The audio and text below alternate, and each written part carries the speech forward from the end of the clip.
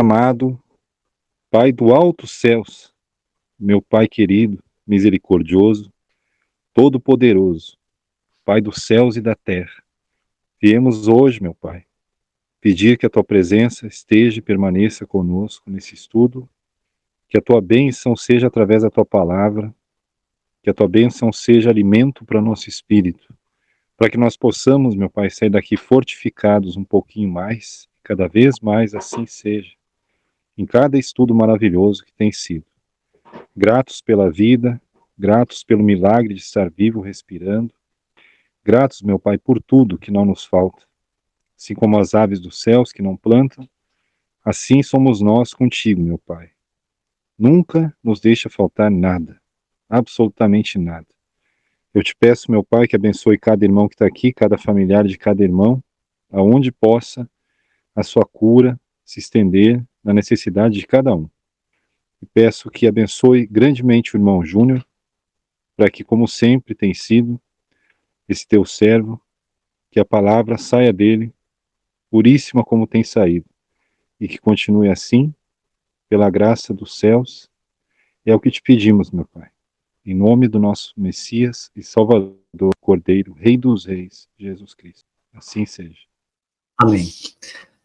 Que a graça do Senhor Jesus, o amor de Deus e a comunhão do Espírito seja com todos nós, mais uma vez e para sempre, em nome do Senhor Jesus.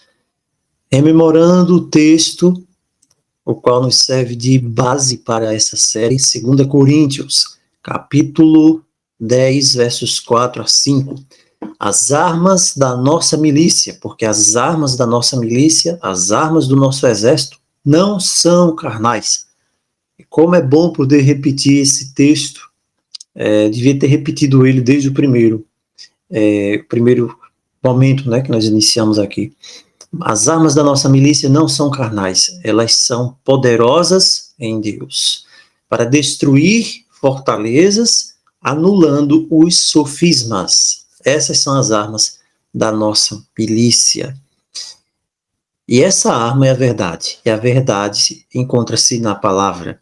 Santifica-os na verdade. A tua palavra é a verdade. Nós temos visto aqui nesta série, durante os últimos encontros, que existe um movimento coordenado a nível mundial, em todas as culturas, basicamente, por mais antigas que sejam, por mais ou menos pagãs que estejam elas misturadas nos seus elementos, nos seus rituais, para descaracterizar a palavra. Nós vimos esses dias a questão de tentar vincular Moisés a Sargão. Nós vimos a tentativa de fazer com que os 10 mandamentos fossem uma mera cópia lá do livro dos mortos. Então, o objetivo de todas estas coisas é tentar colocar a erva daninha da incredulidade, do mal, da dúvida na cabeça das pessoas, para que elas possam acreditar em qualquer coisa, para que elas possam acreditar nos contos de Sargão, para que elas possam acreditar na história de Júpiter, de Zeus, de qualquer coisa em livro dos mortos, mas que se tire a verdade, a fortaleza da verdade das Escrituras. Quando o Senhor Jesus fala em João, ele diz: santifica-os na verdade, a tua palavra é a verdade. E isso vai colidir frontalmente com toda essa história mitológica que tem sido criada, tem sido sustentada e que agora, nos últimos dias, tem ganhado uma proporção muito maior até. Mitos deixaram de ser mitos, lendas deixaram de ser lendas, desde que se voltem contra a verdade absoluta, inexpugnável da palavra de Deus. Cristo disse: a tua palavra, não a história de Sargão, não a história de um mito antigo, não o que está no livro dos mortos, nada disso. Nós já vimos que tudo isso é um movimento coordenado para tentar derribar esse baluarte da verdade, a palavra da verdade. Muito bem. Uma das coisas também que tem sido faladas, que tem sido sustentadas hoje, nos últimos dias, é um processo de tentar criar mazelas dentro dos escritos do chamado Novo Testamento. Por exemplo, existe um grupo de pessoas que eles se dizem, né, que são, não vou dizer aqui não, mas eles são, né, do povo antigo, fazem parte do povo antigo, mas também eles creem em Jesus de Nazaré. Então eles dizem que são discípulos, são talmidins, mas os escritos do Novo Testamento, eles estão abaixo dos escritos que vão lá da Torá até Malaquias. E aí eu fico pensando, né, existem níveis de inspiração, existem níveis de revelação do Espírito Santo. O Espírito Santo é mais santo com um, é menos santo com o outro. A verdade da palavra, ela é relativizada, ela é menos aqui, ela é maior ali. Então, até nisso nós temos resquícios desse processo, né, que tem se espalhado muito hoje entre as pessoas que se dizem despertas, para tentar aculturar elas a uma certa cultura que não salva. A cultura não salva ninguém. A sua pronúncia da palavra coração não vai salvar. Se você diz coração, se você diz heart, se você diz leve, a pronúncia em hebraico não vai lhe salvar. Se você deixar de falar a palavra coração para falar leve, você vai estar judaizando apenas. Então, isso faz parte desses movimentos. Então, tem pessoas que dizem assim, não, aqui está abaixo, o Tanakh é uma coisa, os escritos dos Talmidim são outras, a Torá, então, os 4 primeiros livros ali, tem até código escondido ali dentro. Não é? E as pessoas não imaginam o que está por trás de tudo isso. Então, quando começa-se a defender esse tipo de coisa, você está entrando num terreno escorregadio. E muitos chegam ao ponto de dizer assim, não, os evangelhos não são confiáveis.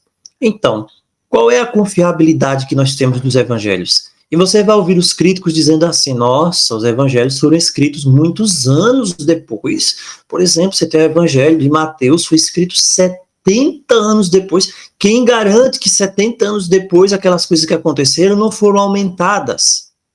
Quem garante que 70 anos depois aquelas coisas que foram escritas realmente aconteceram? E foi falado de boca a boca, tal, e aquilo ali realmente aconteceu? Será que... E você vai encontrar uma série de argumentos, entre aspas, para tentar tirar a validade, a substância, a verdade do evangelho, da palavra ali, do evangelho da verdade. O que é que está por trás disso? Quem está por trás disso é a mesma pessoa que criou os mitos, que vem trazendo essa obra que nós temos, como diz a palavra, né, destruído da forma correta dentro da palavra que é a verdade nesses últimos dias. Então a pergunta é, os evangelhos são confiáveis? Será? Será que os evangelhos têm alguma confiança? Olha só, existe uma ex-freira chamada Karen Armstrong. A Karen Armstrong, ela se tornou ateia depois de ser freira. Olha só, uma ex-freira. Ela escreveu um livro chamado A History of God, uma história de Deus. Lá nesse livro, da History of God, a história de Deus, página 79, ela diz assim, abre aspas, sabemos muito pouco sobre Jesus. Karen, até você vai entrar na mesma linha dos outros. Ela continua. O primeiro relato mais abrangente sobre a vida de Jesus vai aparecer no Evangelho de Marcos. E Marcos foi escrito por volta do ano 70. Nossa, continua, cerca de 40 anos depois da sua morte. Veja, a Karen Armstrong, que era uma freira, agora é uma ex-freira, ela vai pegar a filazinha dos céticos mais uma vez e dizer aqui que o Evangelho de Marcos, ele foi escrito no 70, perto do ano 70, ali da destruição de Jerusalém, né? 40 anos depois da morte. Veja, ela não diz que é depois da ressurreição, né? Aí ela diz assim, a essa altura aqui, 40 anos depois, os fatos históricos achavam-se misturados a elementos míticos. Karen Armstrong. Você está dizendo que misturou as coisas 40 anos depois, então uma coisa era fato histórico, depois se inventaram. Que expressavam o significado que Jesus havia adquirido para seus seguidores. O que ela está querendo dizer de uma forma bem bonitinha, disfarçadamente? Que a história que está lá no Evangelho é apenas um mito. Só isso que ela está dizendo. O que ela diz mais? Ela diz assim, esse significado que o evangelista nos apresenta, uma história mitológica, não é uma descrição direta e confiável. Por quê? Porque se passaram 40 anos. Então, aqui na cabeça de um cético, na cabeça da Karen Armstrong e de outros mais, ela vai dizer assim, aconteceu uma história, A gente não sabe o que é que aconteceu. E passaram-se 40 anos, as pessoas, né, falavam naquela história de vez em quando, ninguém estava pensando naquela história. É como uma história de televisão, noticiário, né? Noticiário hoje, você liga e vê aquela notícia lá, mas você não lembra mais como foram os detalhes. Mas esse tipo de evento aqui era diferente. Era diferente. O personagem é diferente, né? As pessoas não estavam dispostas a esquecer. Havia a verdadeira tradição oral, de verdade, como havia na época, até o dilúvio e depois, que não era a tradição oral contaminada que hoje o pessoal está vendendo aí. Então, esse é um dos pontos aqui. Então, alguns estudiosos dizem assim, não, os evangelhos foram escritos muito tempo depois, então acabou virando uma lenda. Uma lenda porque durante esse período contaminaram a história lá, e aí eles fizeram lá de Jesus de Nazaré, de um simples professor, que saiu falando ali para um, falando para outro, falando para outro, transformaram ele no mitológico filho de Deus. Por quê? Porque passou muito tempo. Será que isso é verdade? Ah, para o cético isso aqui é verdade. Para o cético isso aqui é um prato cheio, não é? Dizer uma coisa dessa, né? Nossa, isso aqui é um prato cheio. Não. Olha só. Tem outra pessoa aqui de autoridade que vai falar sobre isso, o Dr. Craig Blomberg. Ele é uma das maiores autoridades dos Estados Unidos em biografia. E na biografia de Cristo, nos 4 evangelhos, ele fez uma citação bem interessante, que ele diz assim, nós temos 2 questões distintas aqui, e é importante que nós conservemos assim. Ele diz, eu estou certo que temos indícios suficientes para fixar a data da redação dos evangelhos em um período mais antigo. Mas, mesmo que não tivéssemos, o argumento da freira, da Karen Armstrong, seria falho do mesmo jeito. Por quê? Por que esse argumento da Karen Armstrong, que é ex-freira, não tem fundamento? Vamos lá. Essas datas que foram estabelecidas para os evangelhos, por exemplo, mesmo aqui entre essas pessoas, né, que não creem, elas vão colocar o evangelho de Marcos lá no ano 70. Não é? Mateus e Lucas na década de 80 e João na década de 90. Isso não é de agora não, viu? Do primeiro século. Essas datas, primeiro ponto aqui a ser chamada bastante atenção. Você não deve tentar vincular essas datas ao ano 33, ok? Se você tenta vincular essas datas ao ano 33, você vai dizer, nossa, tem uma diferença do ano 33 para o ano 70, para o ano 80, para o ano 90, o último evangelho escrito, o evangelho de João. Essas datas, na verdade, elas estão dentro do período de vida de várias pessoas que foram testemunhas oculares, viram os eventos, viram até mesmo o Senhor Jesus ressuscitado. A Escritura fala que 500 pessoas viram ele. Até mesmo aqueles que estavam ali presentes, né, que perseguiam. E eles podiam muito bem, quando os evangelhos foram escritos, atuar de uma forma assim, dizer, epa, quem escreveu essa mentira? Para corrigir algo que estivesse sendo circulado ali, como sendo um falso ensino sobre Jesus. Esse aqui é o segundo ponto. Então, essas datas aqui, que dizem, né, para os evangelhos, não são assim algo para você, nossa, que coisa, isso aqui é um ponto, né, que não se pode, nossa, ainda mais uma coisa que foi escrita, né, 40 anos depois, isso aqui não tem valia.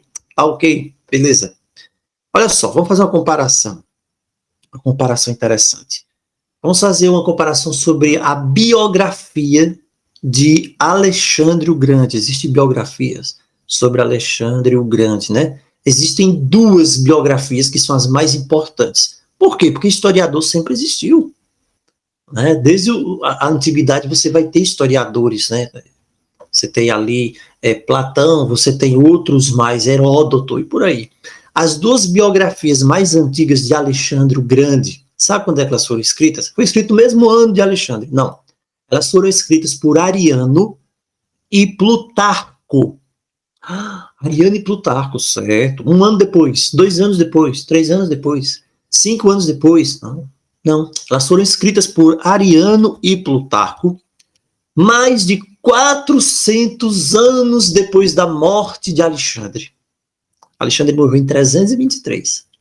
E a biografia de Alexandre o Grande foi escrita há mais de 400 anos. Essa história aqui é quase a mesma coisa do descobrimento do Brasil para cá, 500 anos. E mesmo assim você não vai ver os historiadores, né? Historiadores dizer que isso não é confiável. Não, não. Sabe por quê? Porque é Alexandre o Grande. Ninguém vai colocar o bedelho para dizer, não, 400 anos depois que Alexandre o Grande. Peraí, como é que dá para confiar numa história dessa? 400 anos? Ah, mas o evangelho de Marcos, porque foi escrito 40 anos, Marcos estava lá vivo, né? Lucas estava vivo lá escrevendo, João estava vivo, João viveu, João, discípulo com Jesus ali, estava vivo lá ainda escrevendo, vivo. Mas quando, 400 anos depois, para escrever a biografia de Alexandre o Grande, o Ariano e o Plutarco, eles não viram nem o tataravô de quem viu Alexandre na época. E mesmo assim, aos historiadores, ninguém vai dizer nada. Não vai ter ninguém, nenhum cético, não vai ter ninguém, né, querendo mostrar a verdade escondida de tanto tempo, para se levantar, para dizer, não, são 400 anos depois da morte de Alexandre. Né? Brincadeira isso aqui. Por aqui você imagina só. Então, surgiu o material, com certeza, sobre Alexandre no decorrer do tempo. Mas isso até só acontece nos séculos depois dos 400 anos. Então, nesses primeiros 500 anos, interessante isso aqui, nos primeiros 500 anos, é muito tempo, depois da história de Alexandre, a mesma história que era contada lá do Alexandre, que o rapaz aqui, o Ariano, né, os historiadores, o Ariano e o Plutarco escreveram, continuou da mesma forma. Então, fazendo a comparação aqui, nossa, não tem como comparar. É o evangelho escrito 30 anos depois da morte de Jesus, por uma pessoa que viveu ao lado dele, que viu, não foi a história de ouviu falar, que viu, com uma pessoa que escreve 500 anos depois, 400 anos depois.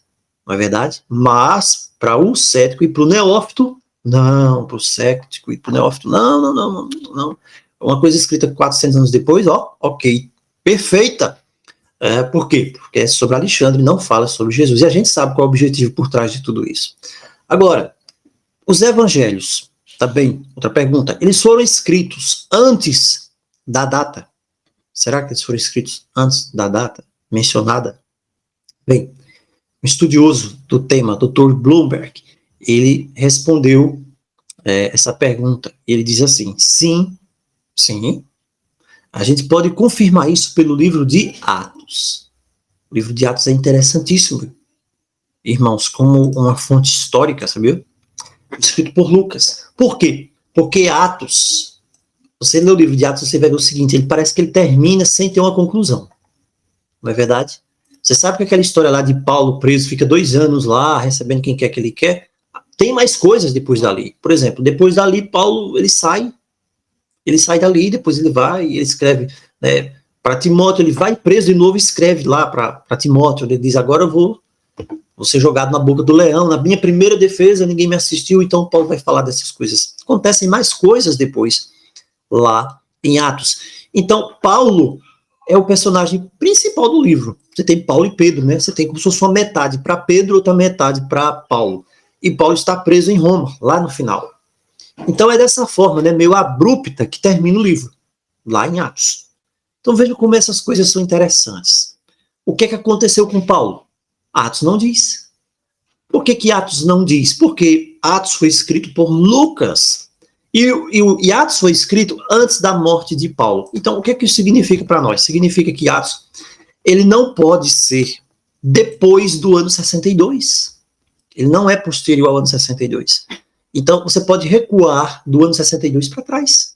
Então, Atos, ele é a segunda parte de um livro duplo.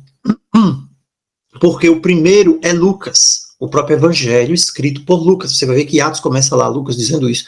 Eu escrevi o primeiro relato, ó Teófilo. Eu fui procurar, eu juntei as informações certinho e eu escrevi. Agora eu estou escrevendo o que aconteceu depois. É isso que a gente vê lá. Então, o evangelho, ele já tinha sido escrito de Lucas antes do ano 62. Olha que coisa interessante aqui. O evangelho já tinha sido escrito antes do ano 62, porque o livro de Atos não pode ser anterior ao ano 62, não é? Então, Lucas já tinha sido escrito antes. Olha que dado aqui incrível, não é? Então, e já que Lucas incluiu parte do Evangelho de Marcos, não é? Interessante isso aqui, isso significa que Marcos é ainda mais antigo. Então, se a gente pega esses dados aqui, e aí a gente começa a raciocinar, você trabalha com essa margem aqui, mais ou menos, de um ano, vamos colocar um ano aqui para cada um, nós vamos chegar numa conclusão de que Marcos foi escrito ali em torno do ano 60, ou, quem sabe, até no finalzinho ali do ano 50, anos 57, 58, até chegar a 60. Então, se Cristo, ele ali é morto no ano 33, você vai ter um intervalo de, no máximo, 30 anos ali para o Evangelho de Marcos. Comparativamente isso aqui com a biografia de Alexandre o Grande, o que é mais confiável? Então, em termos de história, se você compara com Alexandre o Grande, é como se fosse a notícia que você pega no seu celular agora, a notícia de última hora.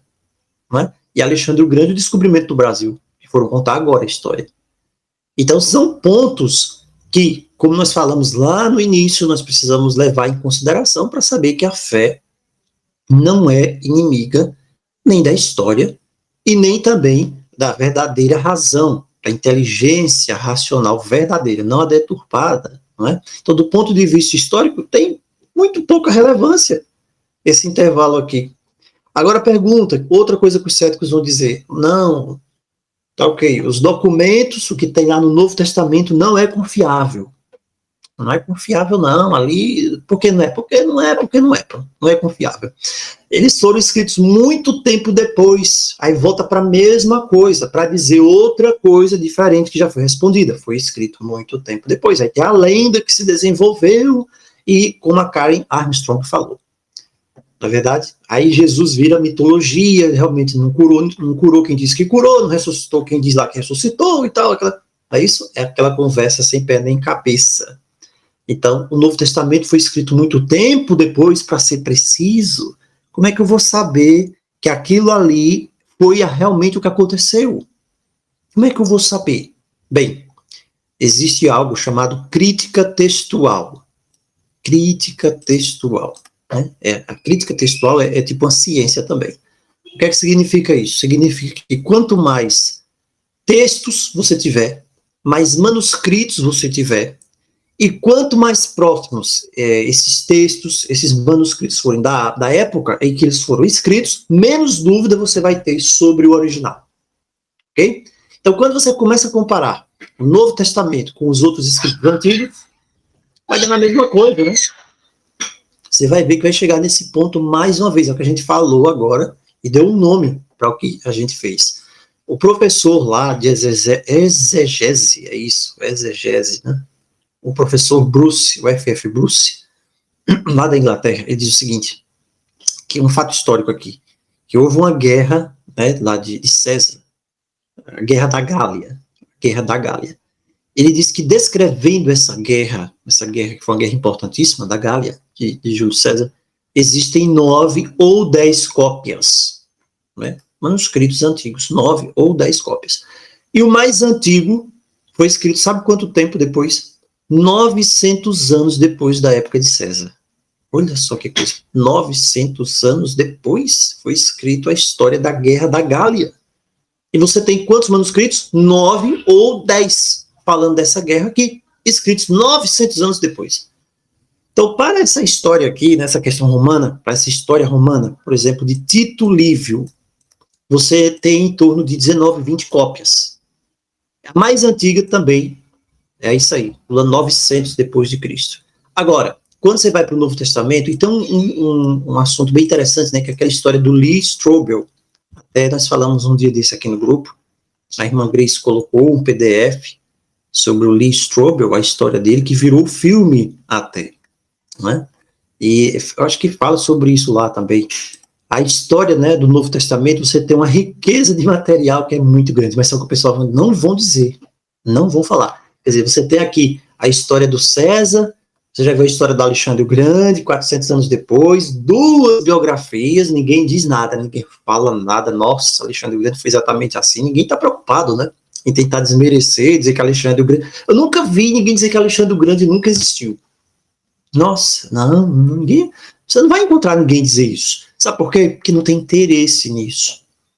Quem anda falando, o cético, ele tem um interesse. Às vezes ele nem sabe o interesse qual é, de outro ser que tem um interesse por trás dele. Essa é a verdade. Agora, sobre o Novo Testamento, o que é que acontece? O Novo Testamento foi escrito, como nós já vimos, né?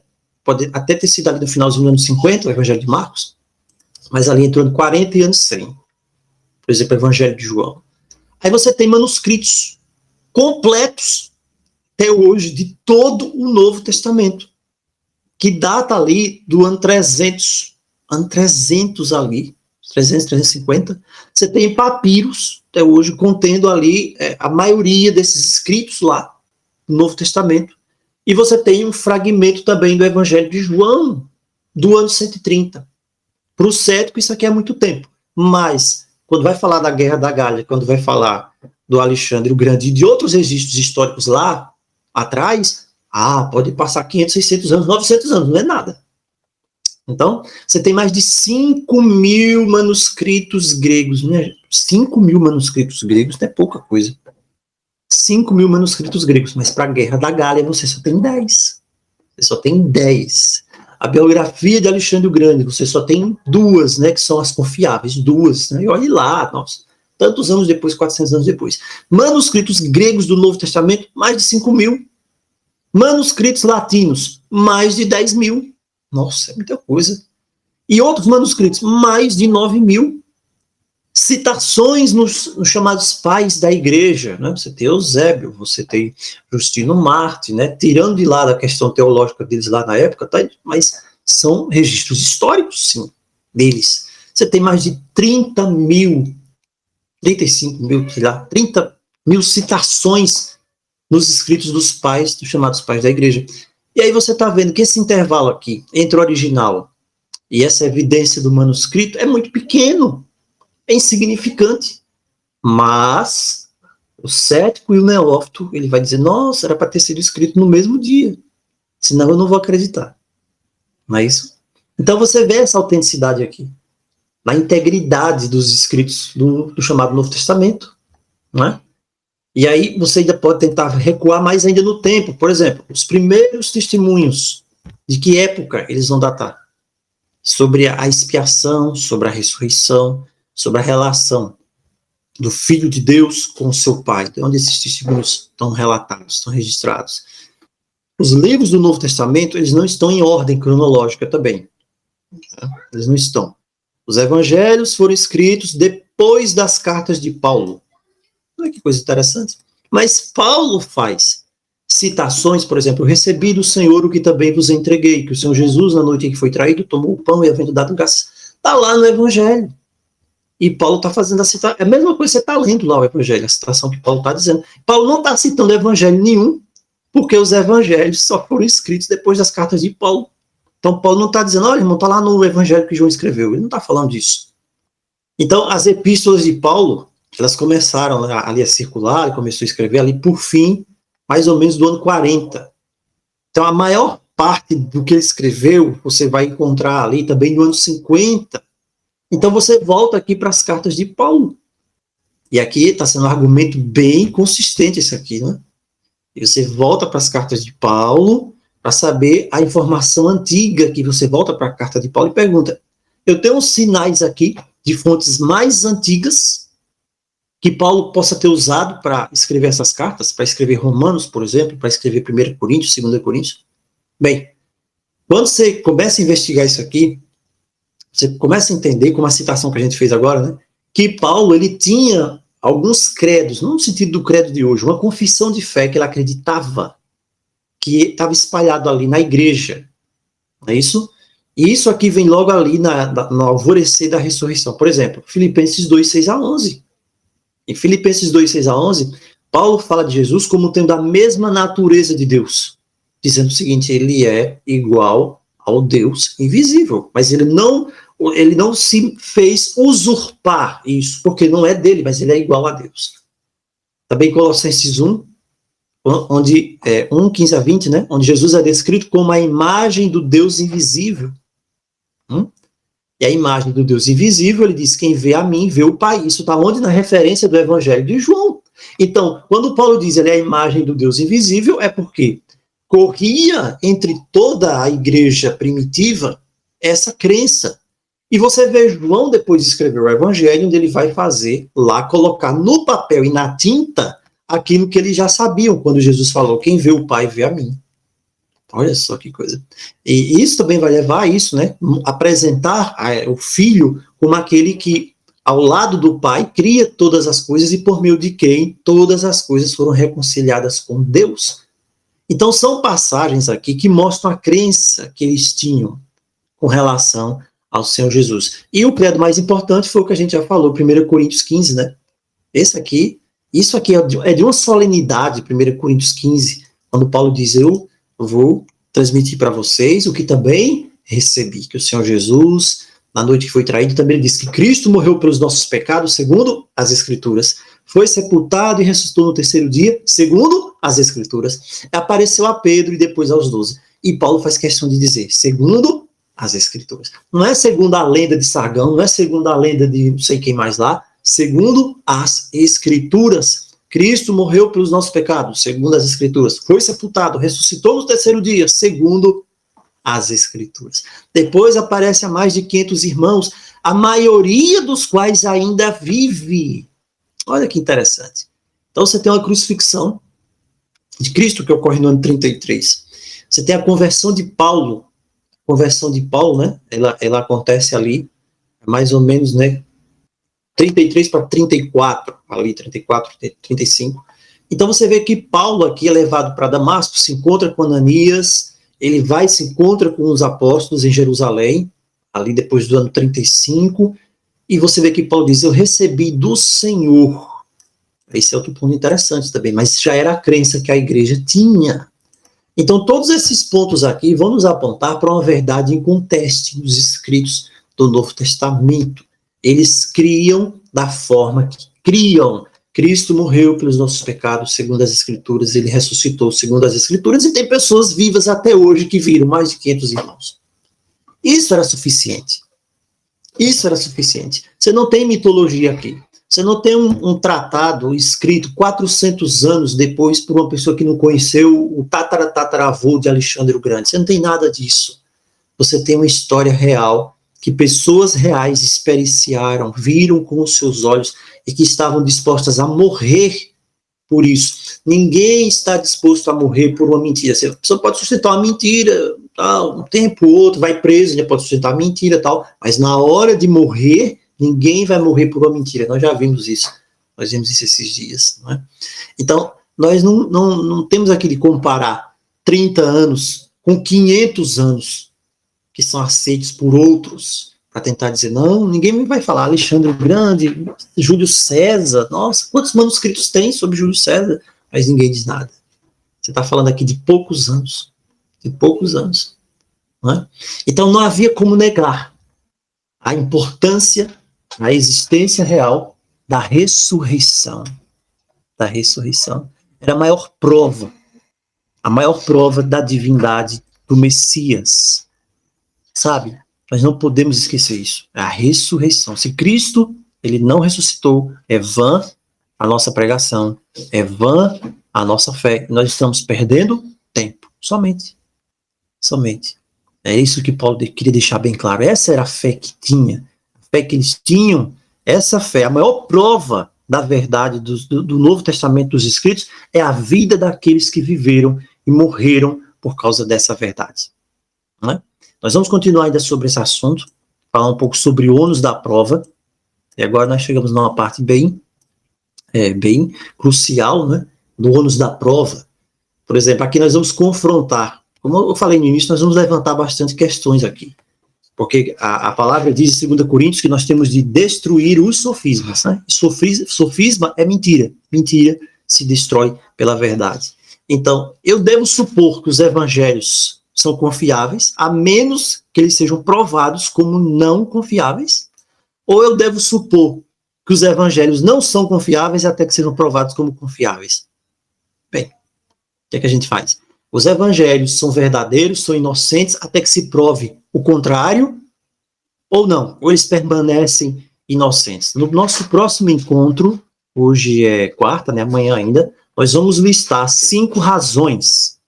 Vamos listar 5 razões, né, de porque eu acredito, penso, né, que nós vemos que nós devemos supor que os evangelhos são confiáveis, sim, até que se prove o contrário. E não se prova o contrário, tá bom? Isso nós vemos amanhã, em nome do Senhor Jesus. Então, que Deus nos abençoe, que Ele nos fortaleça, que nós possamos cada dia mais ter a plena certeza da nossa fé, sabe? A fé, quando provada, não importa a maneira que ela vai ser provada. Se ela vai ser provada na Escritura, se ela vai ser provada na história, se ela vai ser provada na vida, ela se mostra verdadeira, porque a palavra é a verdade. Que o Senhor nos abençoe, nos guarde, nos fortaleça com a sua graça em nome de Jesus. Amém.